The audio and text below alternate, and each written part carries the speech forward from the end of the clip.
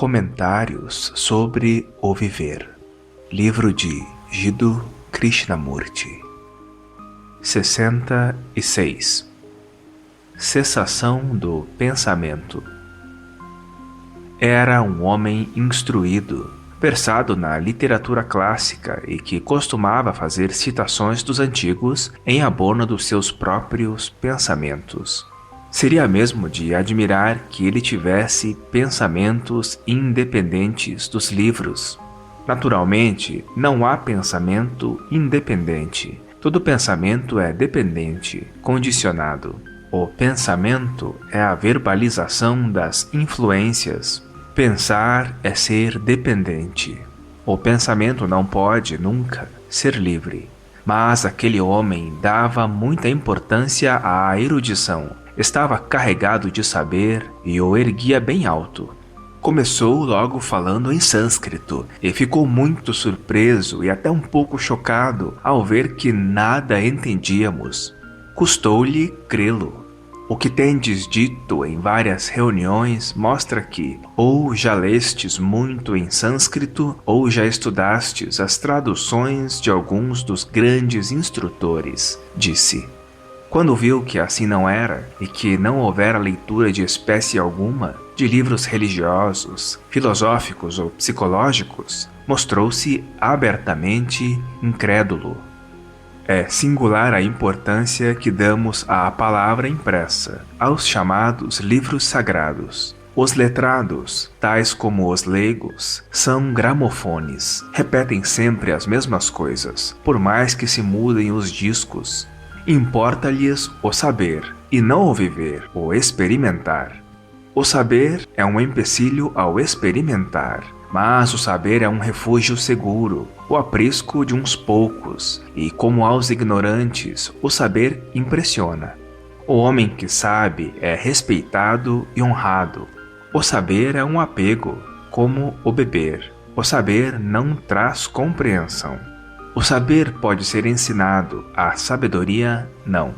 Precisa-se estar livre do saber para que venha a sabedoria. O saber não é a moeda para a compra da sabedoria, mas o homem que penetrou no refúgio do saber não se aventura a sair de lá, pois a palavra lhe nutre o pensamento, e o pensar lhe dá satisfação. O pensar é um empecilho ao experimentar, e não há sabedoria sem o experimentar. O saber, a ideia, a crença são obstáculos no caminho da sabedoria. A mente ocupada não é livre, espontânea, e só na espontaneidade pode haver descobrimento. A mente ocupada é egocêntrica, ela é inacessível, invulnerável, e nisso consiste a sua segurança. O pensamento, pela sua própria estrutura, é isolante de si mesmo e não pode tornar-se vulnerável. O pensamento não pode ser espontâneo, jamais pode ser livre. O pensamento é a continuação do passado, e o que continua não pode ser livre. Só há liberdade no findar. A mente ocupada cria aquilo com que está ocupada. Pode produzir o carro de bois e o avião a jato.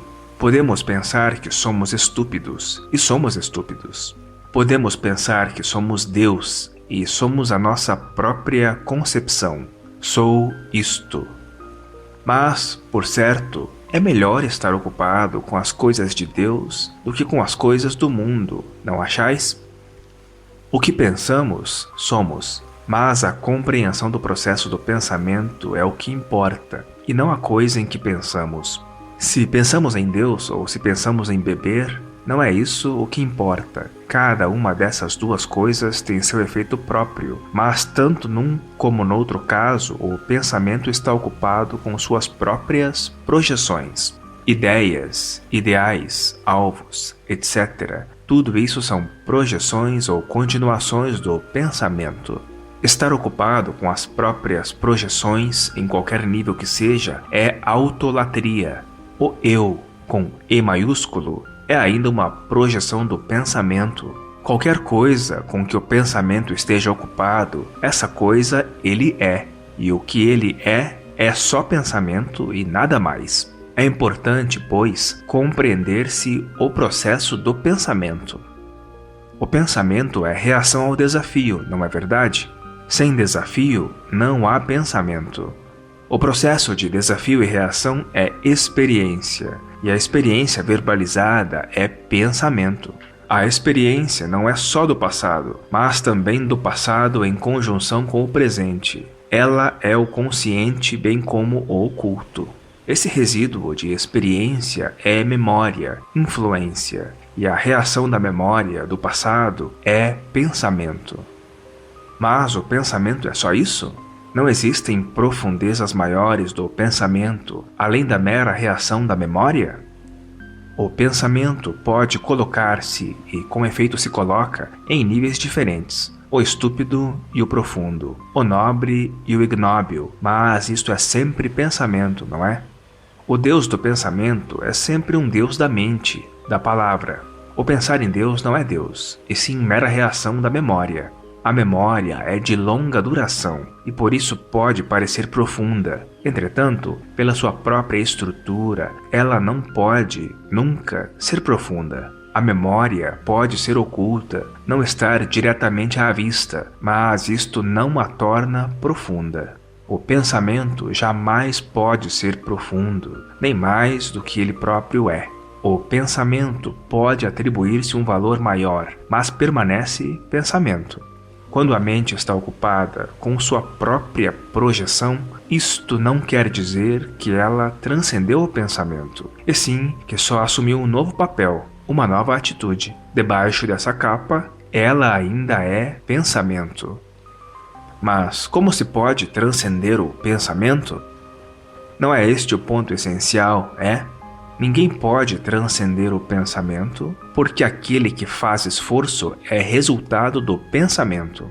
No descobrir do processo do pensamento, que é autoconhecimento, a verdade do que é põe fim ao processo de pensamento. A verdade do que é não pode ser encontrada em nenhum livro, antigo ou moderno.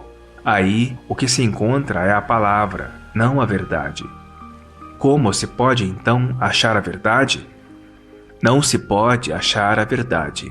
O esforço para encontrá-la produz um resultado, projetado de nós mesmos, e este resultado não é a verdade. Nenhum resultado é a verdade. É continuação do pensamento que se expandiu ou projetou. Só quando termina o pensamento está presente a verdade. Não há terminação do pensamento por meio de compulsão, de disciplina, de qualquer forma de resistência. O escutar a história do que é traz, por sua própria ação, liberdade. A verdade é que liberta, e não o esforço para ser livre.